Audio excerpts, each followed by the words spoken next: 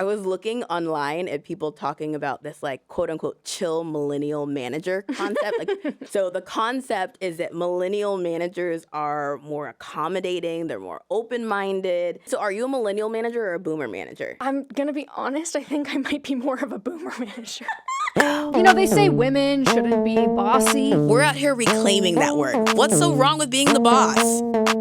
I'm Tara Reid, the CEO of a multi-million-dollar ed tech business. And I'm Katie Gatti-Tassan, better known as Money with Katie on the internet. At our core, we're driven by a shared ambition to build our own mini empires. Welcome to Bossy. So something big that I've realized recently is that if you think that you are not good at delegating, it might be because you are getting something from being a bad delegator. Ooh. Oh, which means I'm now struggling with this and looking at my life a little bit differently. Are you a bad delegator? Well, you know what? I actually I would like to turn the question around to you. I'm seeking some Tara spin, if that's okay. Okay, we're back in the Tara spin. We're back in the spin zone, but I do think that this is going to be helpful for our listeners because I feel like every other day I text you and I'm like, what's Tara spin for XYZ? So today I would like to know, what is Tara spin for, hey, I don't think I'm the one that should be doing this, right? Like, how do I graciously, if someone gives me something to do on my team, how do I graciously kind of be like, I actually think that this is your job, or like maybe you should run with this instead. What is the Tara spin? Okay, wait. So this is someone who works for you, or you work for them, or they're a peer? Because I think how you spin things to get someone to like do what you need them to do is different in each of those. Let's say it's more of a peer. It's more of someone that, you know, I wouldn't categorize it as they work for me, but maybe it's a peer or someone on a different team. And I'll just give you an example. Yeah. So I'm making this up, but let's say someone came to me and said like, hey, can you actually like, edit these ad reads? Can you run through and give these an edit check? And I'm like, I mean, I could, but I don't know that that's the best use of my time. So It's not that it's beneath me by any means. It's just that on the list of priorities today is probably not the thing that I should be doing. So how do I kind of reallocate that task elsewhere? Okay, so I think, and the Tara spin I would define, we've talked about this before, I would call the Tara spin getting someone to see why they should do exactly what you need them to do. Like having them feel like it's a great idea, it's their idea, it's in their best interest, right? Mm-hmm. Okay, so I think if you're trying to do this with a peer, it's about like doing these like role and responsibility clarifications and maybe being like, hey, I just want to make sure I'm doing all the things that are part of my job to support you and vice versa. Right? So sort of like make it about, I want to make sure I'm doing what you need from me and vice versa. So here's what I understand. I understand these sorts of things, bullet point, bullet point, bullet point. Those are my job to do. And these sorts of things you might cover. Do I get that right? Is that right? Do I understand that? Okay, perfect. I think one thing that would really help me rocket on these things is if you could help me with insert the task they literally just asked you to do. Right? I think that would be the framing. I would spin it a little bit differently if it's like your boss or an employee of yours, but that's how I would do that. Well, let's do those too, actually. Give me the Tara spin if it's someone that you technically report to, or you would be, this is my boss. I'm kind of telling my boss that like, hey, I don't think this is my job. Okay, so the boss one has some similar parallels. It's like, I think you want to list all the things, something you recently did that they loved. Like they loved that you did this thing. And then you want to say one thing that would help me do more of that is if you got me more resources for this insert thing that they're asking you to do that just like you don't want to do or it's not your job. So I think it's all about framing up like how this is good for them. And I think your boss wants you to do more of that thing that you accomplished that they want you to do more of. And your peer wants to do more of the stuff that's in their own zone of genius. So that's how I would like play that to spin it. I like that. I think that there's an interesting thing here when it's someone that dynamic of someone reporting to you, where I feel like you have a playbook for this that would be useful. So maybe for that one, can we talk about the playbook? Because I remember a couple weeks ago, I called you and I was panicking about something and you're like, listen. About managing people, like people on your team as an entrepreneur. You're like, this is the problem. And it was, I think at the time though, it was me not getting what I wanted when I was trying to advocate for something, and you being like, well, you're playing it wrong. So let me tell you why you're playing it wrong. Yeah, okay. So there are some things that I think are really helpful with just what I've learned about being a manager. And I think the first thing that I've really learned that's really helped me is like setting really tight expectations about how I expect my team to operate. So I do this thing, I probably do it every 6 to 8 months with my team. And what I do is I give my team reading in advance. I'm like, here's an article we're going to talk about in the team meeting, right? Read it real quick so we can talk about it. Okay. And the article is this Medium article called How to Be an Effective Early Stage Employee. That's what it's called. And it has like a 1 through 5 scale. Right.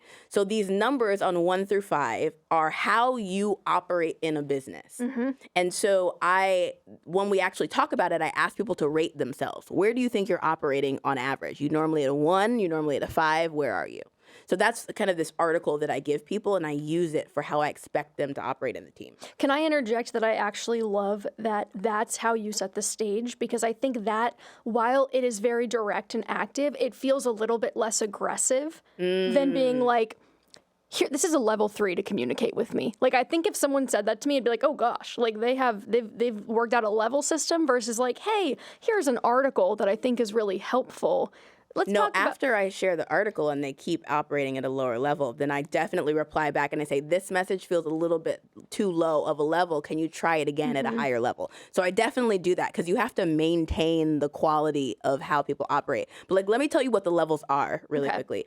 So level 1 is when you tell your boss that there's a problem. So you're like, here's the issue, and you just walk away. You leave them to deal with all of it. And most of y'all do that at your job all the time. You just tell your boss there's a problem. You never really like do anything about it. I don't have any solutions. I just know it's a problem.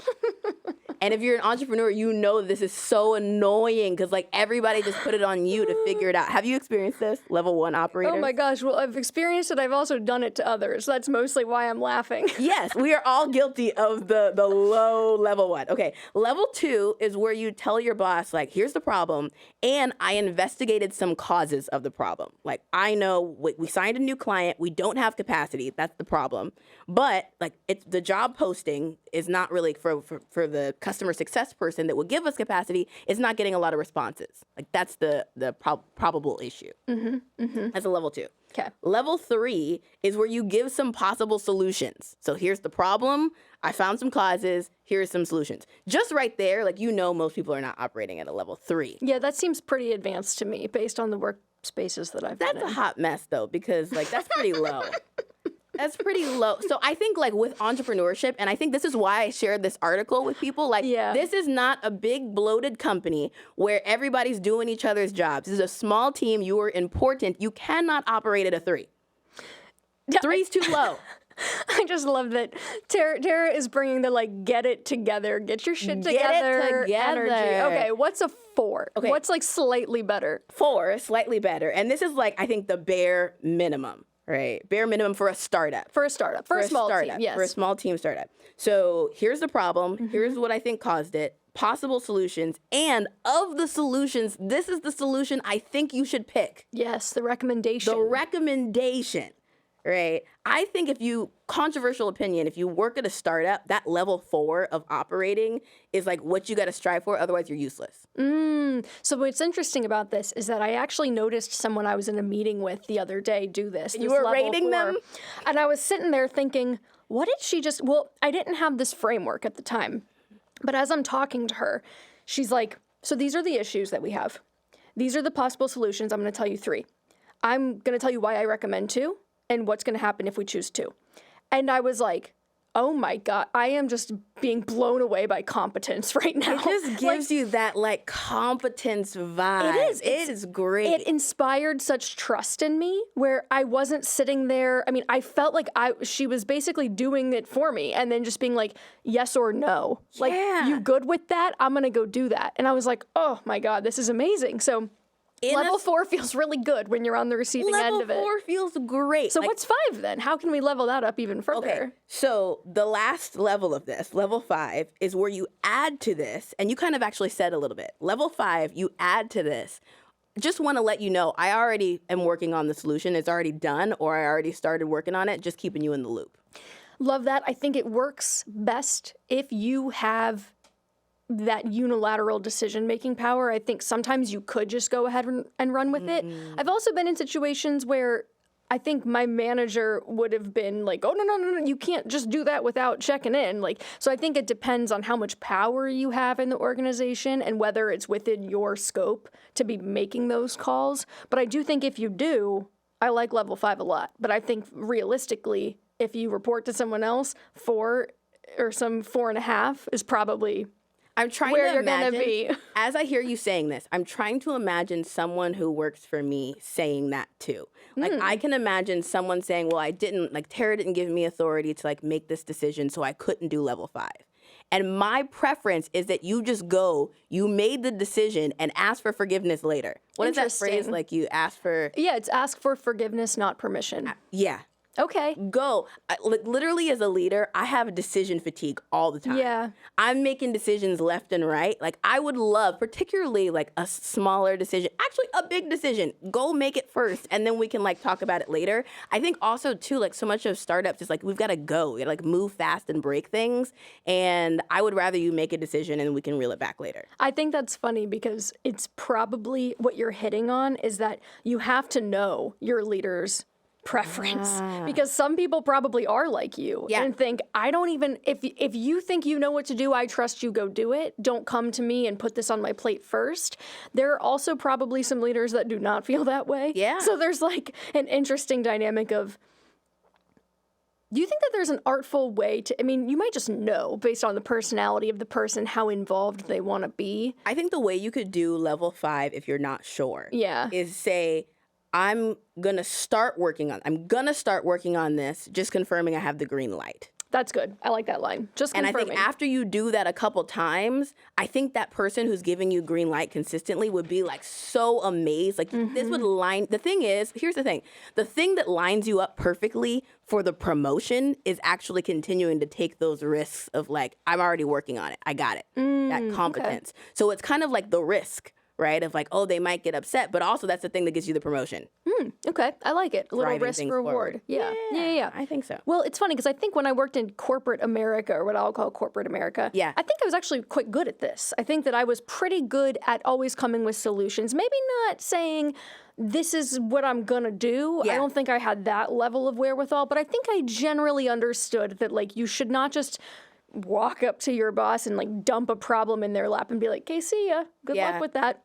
But I do think that it has, for whatever reason, I think I've backslid a little bit in my own business because I think when you're operating as a startup within a startup, there are times where I would want to convey that something was hard. It was like I wanted them to know that I was up against something. And I think that part of the reason, and I've almost noticed other people too do this, where you really want the person to know, like, oh my gosh, I'm so busy. There's so many, this is like this huge hairy issue. It's so like, you're harping on the issue, which is the level 1, and it sort of feels like that's all you're giving. Is that what you're saying? Yeah, and that it's that, but that you're getting something out of that. It's not that you don't have solutions. It's not that you don't have a recommendation. It's just that you really want that person to understand just what you're up against. And I think upon further reflection for myself when I've been trying to improve upon this is this a defense mechanism? I'm trying to set myself up now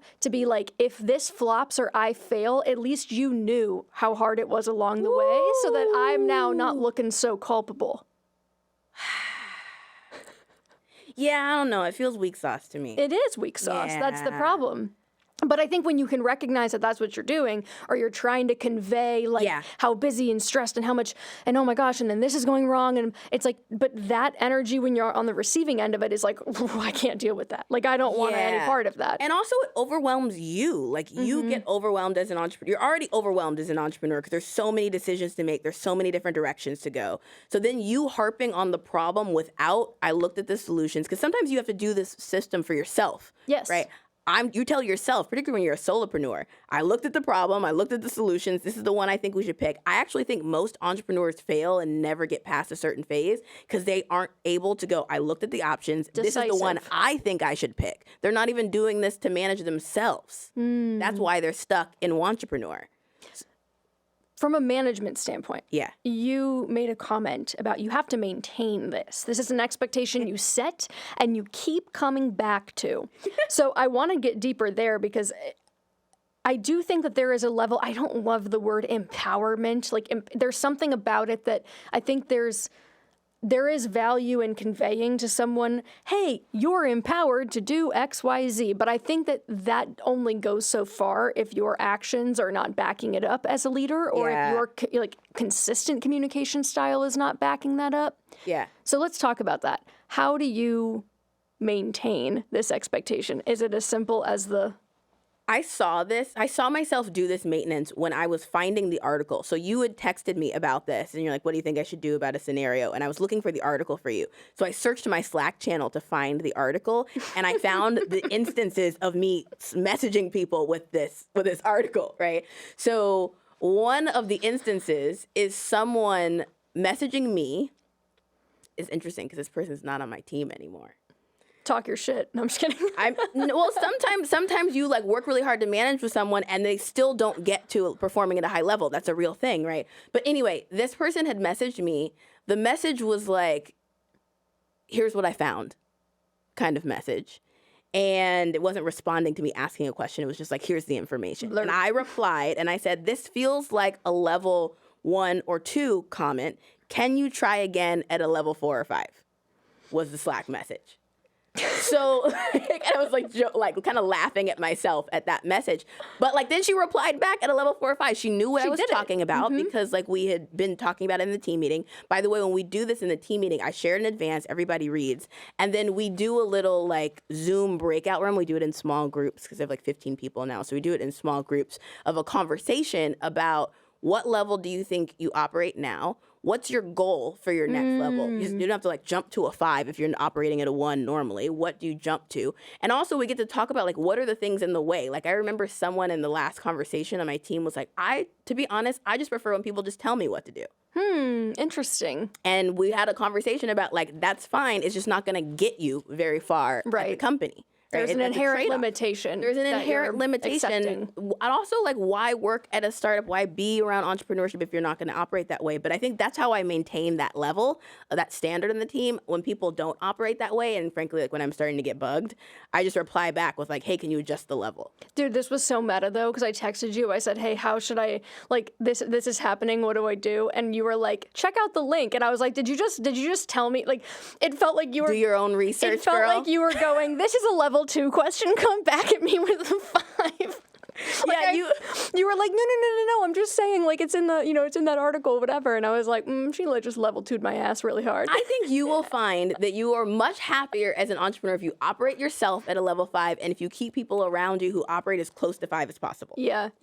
Point blank, period. Well, a lot of these learnings came up during the little mini CEO retreat that I did. And I had an interesting finding about delegation that I think is really valuable. I think it's going to resonate for a lot of people, is that I always thought that I was bad at delegating because, I'm the best one to do this. Like, no one's going to do it like I do it. I'm Katie, and I got the best brain on the, you know what I mean? Like, I'm thinking that, like, no one is going to. But I think what it actually is that when I sat back and I looked at, like, okay, let's power rank these tasks of, like, the needle movers, the high priority stuff, the big picture vision versus the, like, keeping the wheels on versus the, like, really small day-to-day tasks.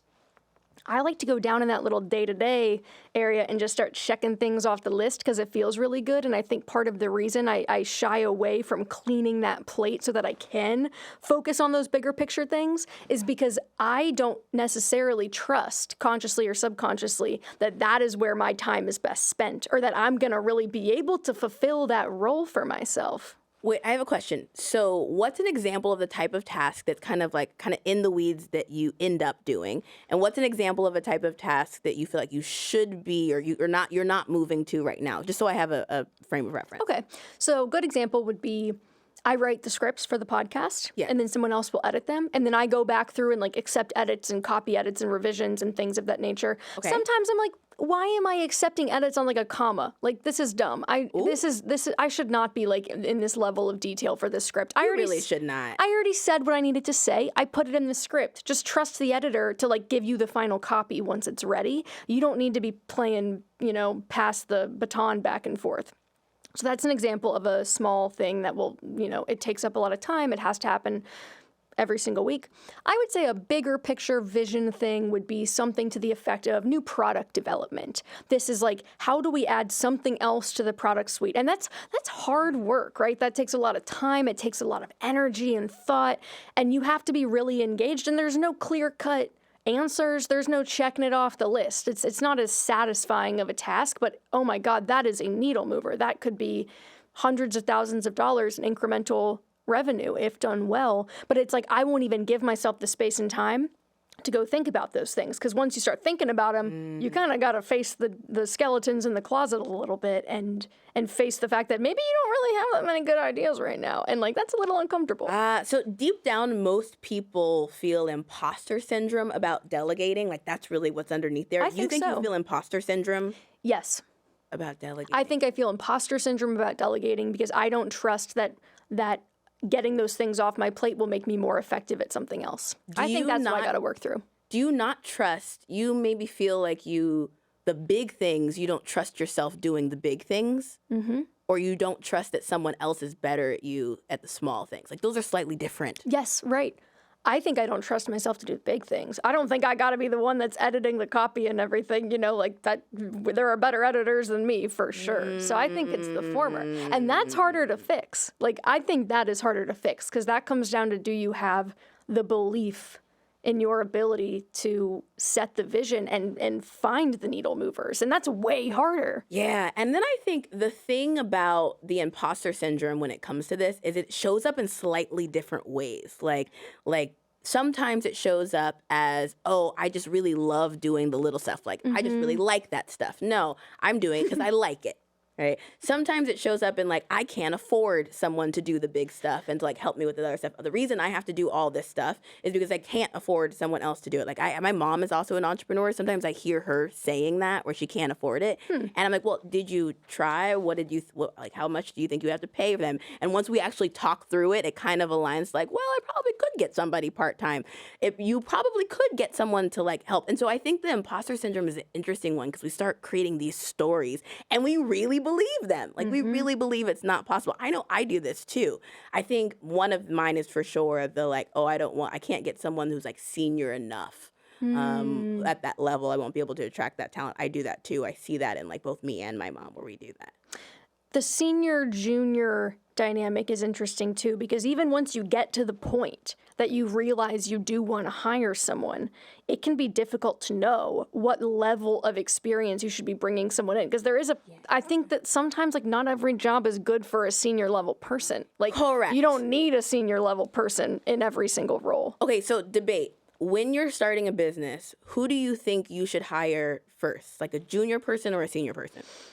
I'm going to go someone who's junior, but really smart and really hungry. And the reason I say that is because I think someone who's smart and hungry is going to really work at it. And while I think the experience that a senior brings to the table can be excellent, I worry that I'm seeing this with the founder that I'm helping right now, that the senior level people they want, they're all used to managing teams of like 12 that do the work for them. And so they don't really want to get into the weeds. They don't want to do the day-to-day. And that's tough. I think there's also a wrong kind of senior. There's senior with experience at small teams, and there's senior experience at big corporations. Yes. And those are not transferable skills. What you do not want if you're starting a business is the senior person from big companies spending a lot of time in your company and doing that role. Because to your point, like, they just can't. They almost like don't know how to get stuff done. They've never really done it before. Or it's just been so long. It's been so long since they've done, like, they're like gonna give you consultant brain, where in theory that would be a good idea. But like, let's talk about actual reality where we have to roll up our sleeves and do it. So I think that's actually like not a great way to go. I think though that there's a good kind of senior. I almost wish I had gone senior in my employees earlier. That's I think I'm interesting. just now getting to a place where I'm bringing on more senior people. And so much of me not bringing on senior people earlier was just pure imposter syndrome, like feeling like I wasn't going to be able to attract that person. Then once I started getting over that, I was like, dang, look how just faster this person can go, how much more they can get done. My executive coach made this comment to me that really stung.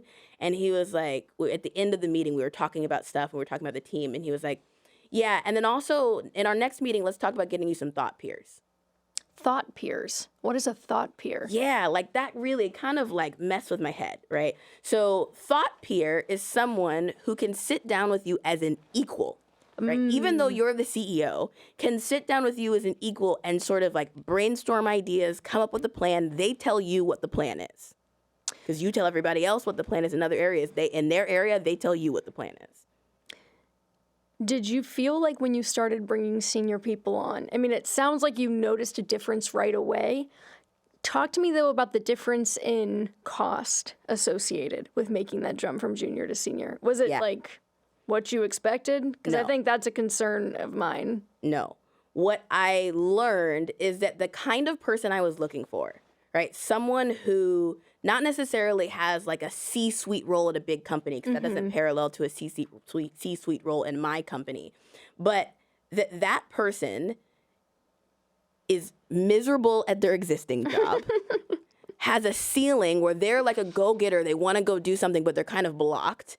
And they also deep down would love to be this ideal person. They would love to be in entrepreneurial pursuit. And so they think you're cool. Like, I think one thing most entrepreneurs underestimate in recruiting people to work with them is how cool people think they are as an entrepreneur and how aspirational that is, particularly today, right, where entrepreneurship is cool.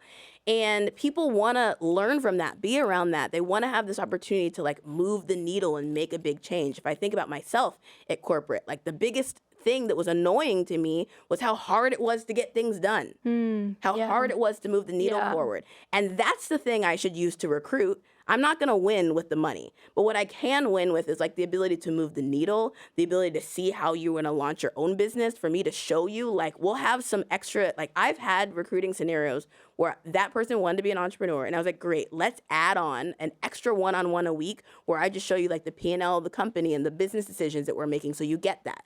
There's all kinds of other things that I can negotiate to get someone who's great. And I think the pay difference was maybe a little bit more, but it wasn't radically. I really like that. I mean, that frankly, it kind of strikes me like Terraspin. It's like, well, let me sell you on what's in it for you and why this is in your best interest. Yeah, I'm not going to pay you what Apple could pay you. No. But like, so one thing, though, that I think helps, or one thing that might be a good, like, stepping stone is from a management perspective, maybe you're not going to go out and recruit a bunch of senior people, but maybe you've already got some good junior level or, like, junior plus, we'll say, level people, and you want to nurture and grow them. I think the level 1 through 5 is a good way to do this. Yes. I also think I have observed you doing this with your team, where you may have said this in a previous episode, but I can't remember if it was that or if we were just talking. But you told me that you basically go to them and you say, you tell me what I should care about. You tell me what's on the docket this week. I'm not directing you. Yeah. You're in control and you're filling me in. And I think that is a really interesting way to grow people and help them step into that larger role where maybe they start with you as a junior, but like after they're doing that with you for a while, I could see a scenario wherein like, well, now you've kind of like built a senior in-house in a way. Yeah, I think that's right. I do think you can probably coach someone, particularly a small business, from like mid to senior. Like they can go sort of like one step. I think in general, just the pace of most small businesses and stuff we got to get done, people usually grow slower than the company might. And so sometimes that's not the right fit. But definitely what I do, this is something new I'm trying. So this quarter, I'm trying to manage more through questions. So what that means is I have one-on-ones. Anybody who reports to me, we have 1 or 2 one-on-ones a week. And I'm trying more in that meeting to get them to tell me what they need and what the plan is instead of me telling them. And the way I'm doing that is just asking. So tell me about like which of the 3 projects, like quarter priorities, are you working on this week? Okay, so of that, like what would you say, how would you say that fits into our larger business strategy? Like why is it important that we do that? Okay, what would 100% completion look like for that? And it's a little bit more conversational than I'm saying it right now, but I'm asking probing questions. What would 25% completion look like? Okay, can we write them down? Like, you mind getting up a Google document? Let's write them down. Okay, who do you need to get involved? Like, is there anything you need from me? What are the different milestones? I'm just asking questions. I'm intentionally, because what I used to do was just tell them those things. Right. And that don't work long term. Okay, so in the comments, if you're a YouTube viewer, in the comments, can you write down how you would implement this for yourself? Because now my wheels are turning, and I'm like, how could I think there's a broader framework that has to be put in place first so people aren't suddenly like, wait a second, what? Goals for the quarter? Like, we don't have goals. What are you talking about? Yeah. I was looking online at people talking about this, like, quote unquote, chill millennial manager concept. Like, people talk about this on TikTok. So the concept is that millennial managers are more accommodating, they're more open-minded. And so, like, it'll be like a meme where, like, the employee is like, I need to leave early. So I'll just get everything done. Like, I'll just do it later. I'll get it done tomorrow. And the millennial manager's like, no problem. Or like the employee is like, I really didn't like how you gave feedback. And the manager goes, you know what? Like, you got a point. Like, I see. You know, it's so funny. There's this gal named Corporate Natalie who does videos like this, but it'll be like POV or giving feedback to Gen Z. Yeah. And she'll be like, so loved what you presented in that meeting. However, when you told the client that their idea was gas, I don't know that they quite knew what you... So it's really, really cute. I actually think it's funny too because my friend McCall texted me the other day, and she goes, okay, this might be so boomer of me, but like, she'll tell me these opinions. She'll be like, I think I'm a boomer on the inside. And I'm like, sometimes I have some boomer takes too, or I'll say things and be like, that's what, yeah. Okay, so are you a millennial manager or a boomer manager? I know the difference. I'm going to be honest, I think I might be more of a boomer manager. Okay, I think boomer manager is more like, you've got to get it done. You got to get it done on the right time. That's and me. Like, I'm not going to accept we're not going to talk about our feelings on this. We're just going to get it done. Is that boomer manager? Yeah, I mean, I feel like I'm like half and half because I think I will indulge the millennial side, but then there are a lot of times where I want to be like, I don't want to talk about feelings. I just want to talk about how we're going to get results. And I feel like that's my boomer side coming out where I'm like, okay, fine, like we can, but I think it's necessary. It's a necessary evil. But there are times, frankly, where I'm like, I just don't feel like it takes a lot of emotional labor to be that type of manager. And I think it works, but like I'm half and half. What about you? Okay, so I think it depends a little bit. I think in times of the business of like peacetime, lots of revenue, everything's going perfect, super profitable, I'm very millennial managery. Like we've had a period of time, and I think when we have just like in different economies, we'll have more or less perks. So we've had a period where I offered like hypnotherapy to all of my leadership team to work through their limiting beliefs. It was She said, I'm a Gen Z manager. so I feel like that's a little Gen. So like I'll totally do stuff like that and do sort of like feeling check. But I do think when it's like go time and we need to be really focused, I will do less of that. Like it just got to get done. Yeah. I also think the more I trust someone, the more millennial manager chill I am. The more I don't trust you to get it done, the more I'm on you. That makes sense. And I do think that there's probably something there, though, that becomes a doom loop a little bit. 100%. Which is like you conveying that attitude to someone. It's like people can tell when you don't trust them, and then you get a little bit insecure, and then you like don't want to do the wrong thing and make a bad decision, so then you pull back more, and then the manager's like, what the hell, why aren't you like giving me more than that? And then it kind of just becomes a cycle that's hard to break. I think once we're doom looping that, we possibly are close to the end. Yep. I do think to break out of it, it requires a more like millennial-y feelings conversation about like it feels kind of tense in our relationship. Let's talk. I want to talk to you a little bit about that. Like, how are you feeling? Like to break out of it, it's really hard to break out of it in the like brute force, like just get the thing done energy. I think the only way you can break out of it is like that chill. My worst boomer trait, I feel so bad. I'm like, baby boomers, if you watch this show, I love you. My worst trait, though, that people will give me a hard time for on my team is that I am definitely the person that will like slack at all hours as I think of things. And I care about like when people are working, which is like cardinal sin. Like everyone says you should not care about that as long as things are getting done. But like if someone's like, oh, well, I only work 9 to 4, or like, well, my hours are now this to this, I'll be like, okay, so can I like, then I might be like, oh, okay, so I can schedule a meeting with you at 5. Well, no, because blah, blah, blah. I think that I tend to, there's something about that boomer management style of like, or like the old guard of like the 40-hour work week and like these specific hours. Yes. It's just about expectation setting. Like, when can I know that you're available and I can, you know, ask you to meet? Or when can I know that I can be like pinging you for things? I mean, yeah, I feel you. This is a startup. We're always thinking about it, particularly from like a leadership perspective. Yeah. Perspective. Like, I also do that. I slack people, And that's how when I think of it. I feel the same way where I'm like, well, we're not like a big incumbent firm. And like, you know, we'll talk about this, not in this episode, but the peacetime, wartime thing of like when things aren't going well, it's a little more all hands on deck. Yeah. And you don't really have the luxury of like, well, I'm going to work 3 days this week and I'm taking a couple days off. It's like you kind of got to put the, and so I struggle with that though, because I understand that my level of buy-in is different and like my level of incentive is different. And like I don't want to be someone that makes people feel spread thin, and I ultimately do think that work-life balance should exist. I think that's where my like conflicting beliefs kind of butt heads, where I'll be like, no, but this is the most important thing and this needs to take precedence and like everyone should be going full force at this. So much of being a good manager is inspiring people to be really excited about working extra hours for whatever needs to get done too. So I think that's the hard part. Like my boyfriend is really good about this. Like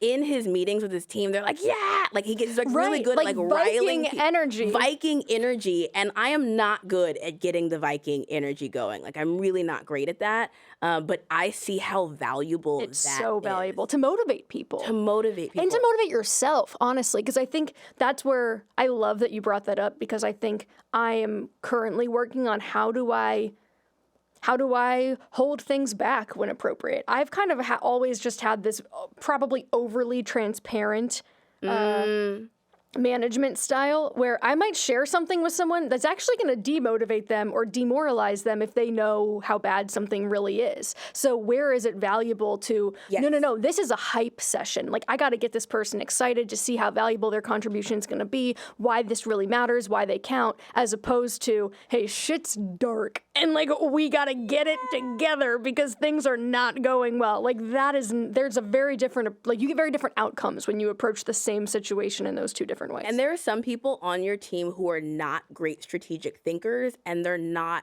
able to think about like the big picture, and they haven't had like the highs and lows of a business before, and giving them all of the nitty gritty of like all the doom and gloom that's not working is not a good idea. I would say the doom and gloom is probably not good for anyone. I think I've made mistakes by not letting my senior leadership in on the doom. Interesting. So that they could come up with solutions and ideas. I sort of assumed at many stages, like, oh, I'm the only one who can help us figure out the plan out of this. And I think I've made a lot of mistakes doing that. So I think it depends on how strategic of a thinker that person is. And I think it's a really great test for yourself to be like, do I have anyone on my team who I could give that information to, and they would not be threatened? They'd be like, all right, great, we got it. Like I have 2 leaders on my team right now who run growth and operations who like, I don't even know how they stay so calm sometimes in all of it. And I think that came from me getting, like we were saying earlier, like shamed about not having thought peers. So I assume probably there are people, and we got to think of a name for the community. What were we saying before? The Boss House? Boss House? The Boss House. HAUS, Boss House. Yes. I assume that this is probably a pretty relevant topic. It's just, I mean, management in general is like a make or break skill, but I think that or you have a boss and they're managing you. We all managing up. I mean, like upward or downward, right? Or side to side even. Yeah. But I think something that is a hard skill to manage is what you kind of alluded to it, where you're like, okay, if we're doom looping that hard, like we're probably near the end. I think managing out when something is not working is also a really valuable. It's something to have frameworks around. Like, you got to have a framework for how you're going to handle this. You don't want to be approaching this in different ways every time or just like struggling your way through it. The number one mistake that I've made in business is not letting people go who are operating at a low level fast enough. And how much time I feel like Wasted. No, but how much time would you A lot of money, a lot of time. How much time would you give someone of, okay, we're hitting them with the levels 1 through 5, we're hitting them with the managing through questions, we're using all these different frameworks with people. What is kind of the breaking point where it's like, gotta go? Like, it's not improving. It's staying, at a level 1 or 2. We're not seeing an upward trajectory. Yeah. I don't know that I have a framework for when the breaking point is because admittedly, I let it go too long. Why? I almost always let it go too long. Discomfort? I almost always am like... or just like faith in people. I think it's like I want them to win. I want them to get it. So like I chance and we do another chance and we do another chance. But like if there's so many chances and I also like I think now I have more tools. So I know the like framework about giving the people the levels. I know the framework about asking questions and how I manage someone so they have enough space to come up with their own ideas. Now that I know those frameworks, I can look at myself and be like, I've done all the things on my end as a manager. I've done a lot of things. You're never going to have done like everything you needed to perfectly manage that person, but I've done a lot. So I've done my part. Now we need to sort of transition this to me clearly outlining for them that this is not working. You'll PIP. What? The PIP. What's that mean? Performance improvement plan. That's this is so corporate speaky, and I've been out of corporate for so long. See, okay, I don't call it a PIP. I'm a little more fresh out of the corporate world. Ooh, I'm glad the PIP. But I feel like most times when someone gets put on a PIP, I would say more often than not, they're going to leave because they will choose to leave because they know that things are not going well. I think usually by the time it gets that, I've seen some remarkable turnarounds, don't get me wrong, but I do think that by the time it gets to that point, most people self-select out because it's like a pride thing. Yes, 100%, 100%. And I probably don't use the PIP. PIP feels a little boomer. Little PIP. It's a little old school management, but I think I have maybe my own version of this. Okay. And this is like what I call like the strengths. Like superpowers, kryptonites. That's a very... you look like a superpower or a superhero right now. It's kind of giving villain, right? I'm in my villain. It's a Luke. I was going for like Nickelodeon slime. Who is the villain in Kim Possible? It starts with S-H. Shigo. I don't know, but I'm here for it. That's a great... Yes. Okay, so talking about managing folks out... There's this framework that I use around like superpowers, kryptonites. So this is what I do. Like when it's clearly like going a little wonky, we have a meeting and I clear the agenda for the meeting. We're not talking about business or whatever thing needs to get done. Pause on that, which is sometimes hard to do when that person's not getting the thing done.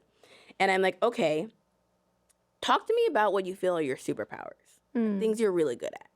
And I open up a Google document, I share my screen on Zoom usually, and I take notes as they talk. Like, what are the things that feel easy to you, your zone of genius? What does that look like? And I'm just like taking bullet point notes. And sometimes I reflect back to them. I think someone who operates at a really low level has no answers to that already. Someone who's more higher has a few in the back of their head that they think they know, right? And then I go, okay, tell me about kryptonite, things that like you should not be responsible for. That's not your thing. That's not your jam. Like we all have to like know ourselves. And sometimes here I'll give an example for myself. So I'll put myself vulnerable first. Right? So I'll say, I'm really bad at like doing the same thing over and over consistently. Just like don't, and everybody kind of like on the team knows that. Like if we need to figure out how to do something for the first time, Tara should do it. If not, once it's consistent, Tara should get out of it. Right? So people joke and kind of laugh about that. It's like, okay, tell me about yours. And they tell me sort of what they're not great at, and I'm taking notes. Right? And then we transition to, okay, let's talk about the role, right? And like what's going on in the role and what the role needs. Like even outside of you, just like what's needed when it comes to marketing at a company, what's needed when it comes to customer service, whatever the person's job is. And we bullet point out sort of the job. What's always interesting too, the startup is like sometimes the job is morphed and evolved. It's not just, we could go look at the bullet points of the job description. Sometimes it's changed. Sometimes like we've had a scenario where like marketing at Apps Without Code years ago is totally different than it is now. And so the things that someone needed were, we just added different things. There were different parts of the business. So we write out the role. And then I kind of start color coding, right? I start marking the things that are their superpowers in the role description in like a green, and marking the things that are on their kryptonite list on like a red, and maybe some things in the middle is yellow. So we kind of color code it, and I kind of ask them what they think. We kind of do it collaboratively. I'm not trying to tell them what it is. So it's you ask about the superpowers, then we get the kryptonites, and then we color code quickly through the job description so they can see how those things map onto what is expected. Yes, Okay. first write out the job Tracking. description, then color code it. Tracking. Right? And sometimes they can see very clearly, like, oh, I'm in the wrong job. Well, you're making it pretty easy to visualize. But we have to, We've like, got colors. we got to get on the same page about this because it is not working, and I need you to get it together. It's really the conversation, but it's like in a fun, collaborative, superpowers, kryptonites, we acknowledge their superpowers kind of way, right? So then we have to look at the gap, right? And a lot of people are going to be like, I can fill that gap. Like I can get better at that. And I have to, at that point as the manager, think about, do I really believe that this person can get better at this? How much do you push back then? If you're doubting, let's say that person's saying, oh, I got it, I can get it, like, I'll be fine. Maybe up until this point, so much has happened that you're like, don't really know if I feel really, like, comfortable or confident about that. What do you say? How do you push back? Yeah, this is something that I had come up recently, and my executive coach had to help me with this. He gave me this, like, framework. It's like a matrix of skills and will. Okay. Like somebody might have like low skill but really high willingness to go like get that skill and learn it. And some people got low skill and low will. Like they're not good at it and they don't want to get good at it, right? And like that's a problem in and of itself. I think the trickiest one for me is low skill, high will. Okay. You want to. I think that's where I often give too many chances. Okay. I think it kind of also just comes down to like my gut of like, do I think this person can fill the gap fast enough for us to get there in a reasonable time? Because the thing is, like, I can't slow the business down because your personal growth needs more time. And that's the hard thing about being a manager is like you got to make all the hard decisions that like literally your job is to make the decisions people don't want to make. Ooh. I think in the past I've found that it's better for me when I first bring someone in to set very high level expectations and then kind of see what they do with the role first. And then really, really lay it. This is where I've made mistakes in the past, is I have not then clearly communicated, here's what like ideal would look like. Here's like, let me set really, really clear expectations, because I think what you're describing is as I'm listening to this, I'm like, I feel like there have been times where I've worked with someone where I haven't even really, I kind of just assumed that they would know what to do, or that I assumed that they had the skill set, and it was kind of like, well, it's not telepathy. They don't know what you want them to do. But because I've seen people come into roles where I had a completely different idea about what they were going to do, and they took it in a different direction, and that direction was actually better. Yeah. I feel like the clear expectations and some of these types of, role clarity exercises, while I could see someone listening to this and think, oh, I'm just going to like do that from the jump. Like we'll just like come out the gate getting really clear about expectations. Sometimes I feel like you got to give it a second to see like how much are they really going to run with this themselves. And that might be a seniority thing, but this is back to operating at level 5. Yeah. Right. Like I think someone who's senior is not just has a fancy title, but that's someone who can operate at that high level. And I think that at a startup, if you come in and you're like, or at a small business, and you come in and you're like, I'm just going to wait to get all the clear expectations. Like that, it ain't gonna work. Like that's not how, like, I don't even know a lot of this stuff. Like I don't have expectations about how it's gonna go. We're trying it for the first time. We're trying to figure this out. So I think that you can't I like your approach of not trying to go so hard on the expectations up front. But I do think some of these things about managing along the way at a small business, those are the most important things. And then you just at the end have to make decisions that no one else wants to make. And sometimes you gotta like hire slow, fire fast. Yeah. And let people go. And I think if I look at most of my financial mistakes in business, it's been having people on payroll and keeping them that just weren't really contributing at a level 5. Yeah. We talked about a lot of frameworks today. Yeah. I think that's something that we will either put those in the show notes, in the description of the video. Yeah, and that article that I share with people, we can I think share that too. this is stuff that I want to experiment more with and Yeah. try out more myself. So I'm like, I'm probably going to end up just jotting all this down anyway. So we'll definitely share this. And before we go, I want to like do a little sort of debate quiz kind of conversation with you. Okay. Around what you should delegate first. Okay. What you should delegate first. So when you're making your first hire, do you think you should delegate the things that you're good at? Or do you think you should delegate the things that you're bad at first? I say delegate the things that you're bad at first, because when you are a tiny team of one, I don't think you really have the luxury to be delegating the stuff you're good at, because then you're left with all the stuff you're bad at. So, for example, I hired an email marketing person to help me out when I was trying to expand the business, and the amount that increased our sales. It was someone that was bringing money into the company using a very powerful tool that I did not understand. And so I think it's kind of a twofold thing where it's someone that is gonna understand a driver of growth that you don't currently have and can kind of come in quickly and start filling that gap for you. So I would say I'm team fill the gap first before you start offloading the things that you actually have the proficiency for. Yeah, you're good. Delegate what you're good at first, is what you're saying. No. I'm saying delegate what you're bad at. Delegate what you're bad at Yeah. first. This is tricky because I think the other side of this is that, like, if you're a team of one, like you're just starting, the reality is that you can probably only manage someone doing the stuff you know how to do. Like, you just sometimes can't be that. So if someone comes in and they're a rock star, you luck out, and that's perfect. They just like take that thing that you're bad at and run, and they're getting results. But I think what happens a lot of times is like people hire someone to do something they're bad at, and they're like, I don't know how to do this thing, so I don't know if they're doing a good job or a bad job. And this person can just like lollygag and mess around for a long time and not get stuff done, and you don't even know how to manage them. So like, this is a hard one. I'm thinking about the mess around Sue. The mess around Sue. That's what my mom calls it when I'm just like not getting stuff done. Lollygagging. You're lollygagging. You're doing the mess around Sue, girl. We gotta I don't go. know, man.